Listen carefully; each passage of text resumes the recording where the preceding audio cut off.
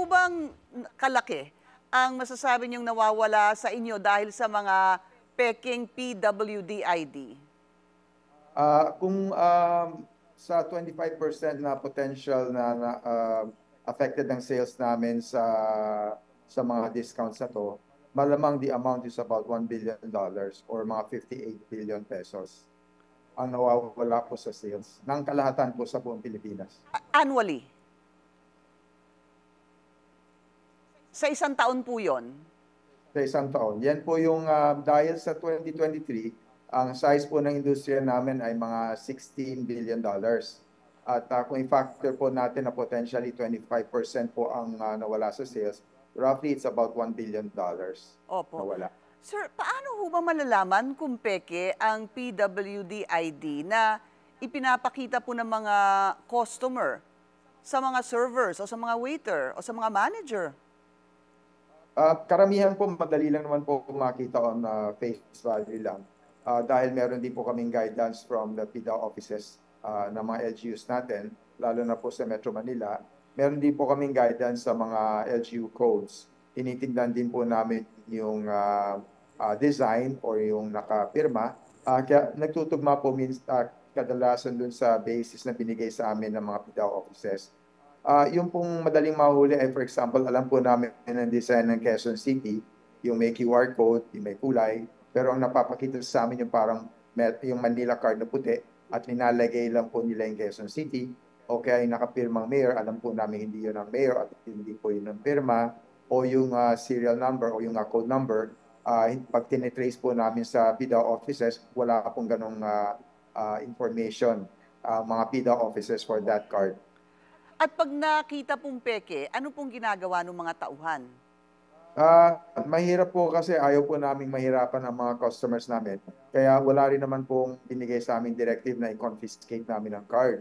So ang ginagawa po namin, kinakausap po namin ang customers namin at pinapaalam po namin na may problema ang card nila. Kadalasan po, binabawi na lang nila yung card. Wala na rin silang tinatanong. Kaya lang po madalas po nang-aabuso po sa mga staff namin. Yun na nga po eh. Baka po awayin pa ang inyong mga staff. Nako, araw-araw po yan. Binabastos pong staff, hinaharas, tinatreaten, binubuli. Sasabi nila, kami ang kaibigan ni Mayor, kami ang may abogado ko, wala kayong karapat na i-verify kung ano pa nanakot ang ginagawa.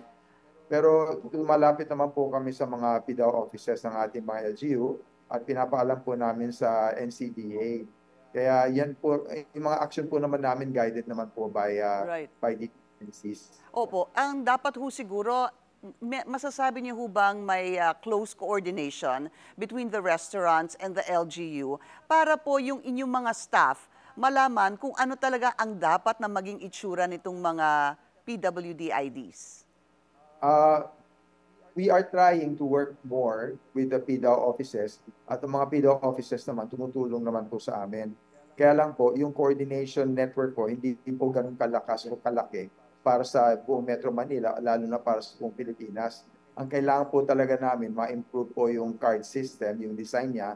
Dapat po talaga may QR code at may security features like hologram. Para sa telephone lang po, sa cellphone lang po namin, pwede na po namin ma-scan ang QR code. That's at makikita kung tama o mali.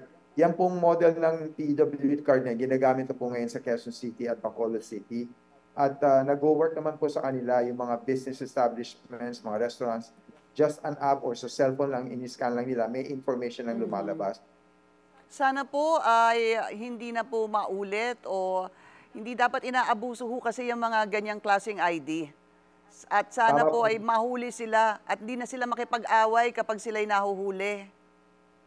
Tama po, dahil ang ultimong kawawa po rito ay yung mga totoong persons with disability. Dahil kailangan na po magtaas ang presyo ng mga restaurants para lang po mabawi yung mga nawawala po sa mga discounts. Natutuwa po kami na tinutulungan na po kami ni Secretary Rex Gatchalian ng Department of Social Welfare and Development. At sa pagpulong po namin kahapon, marami naman po positive steps na gusto nilang gawin, kagaya na po ng isang unified ID system. Right. We hope for a resolution to this. Maraming salamat po sa inyong oras. Resto PH President Eric Teng.